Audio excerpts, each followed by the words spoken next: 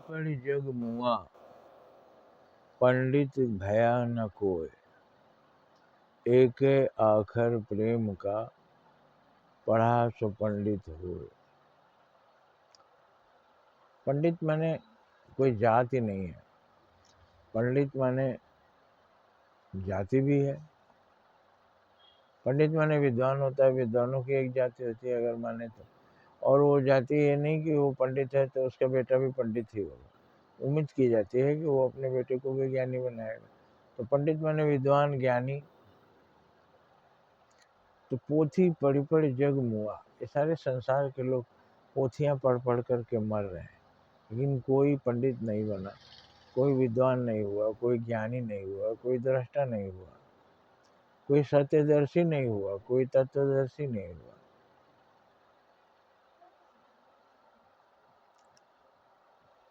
लेकिन जिसने प्रेम का एक अक्षर पढ़ लिया, 2.5 अक्षर प्रेम का, अच्छा एक शब्द मान लीजिए, तो 2.5 अक्षर प्रेम का पढ़े सो पंडित हो, ये प्रेम शब्द है। प्रेम किससे? ईश्वर से।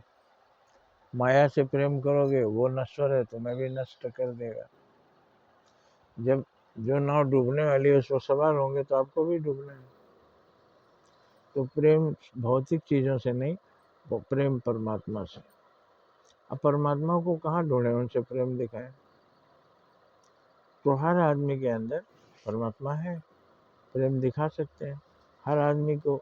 उसके शरीर को नहीं, जब आप देखिए तो उसके अंदर झांकिए कि कौन सी शक्ति है जो उसको जीवित रखी है। वो प्राण, और वही परमात्मा। वो भी सांस ले रहा है, आंखें उसकी देख रही हैं, सांस वो ले रहा है, उसका शरीर छूने से वो महसूस करता है कोई मुझे छू रहा है। तो ये सब परमात्मा जब तक अंदर है तभी तक ऐसा संभव है।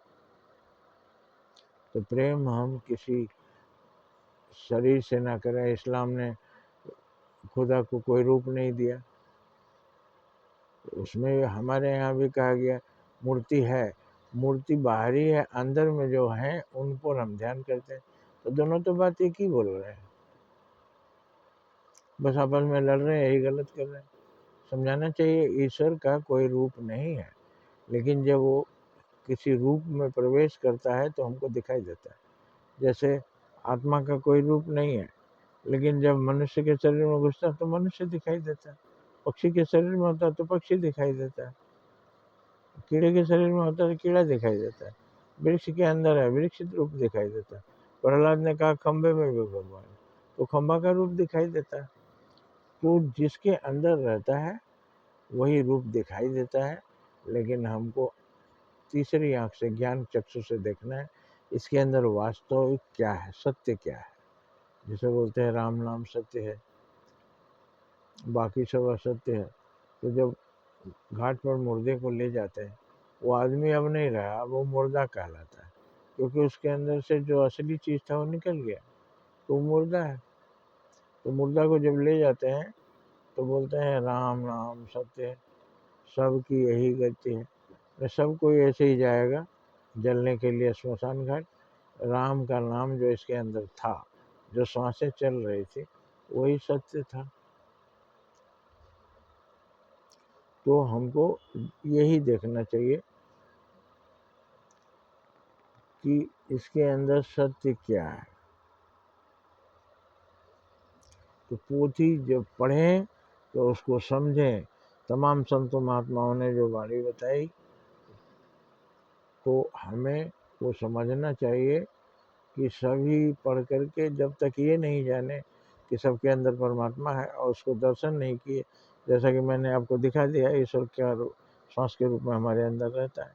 तो जितने श्वासधारी हैं, जीवधारी हैं, जहाँ जहाँ जीवन है, जो भी संसार के कण कण है, सब में ईश्वर है। और उनके साथ हम पूजा भाव से, आदर भाव से, धार्मिक भाव से, सम्मान के भाव से देखना चाहिए।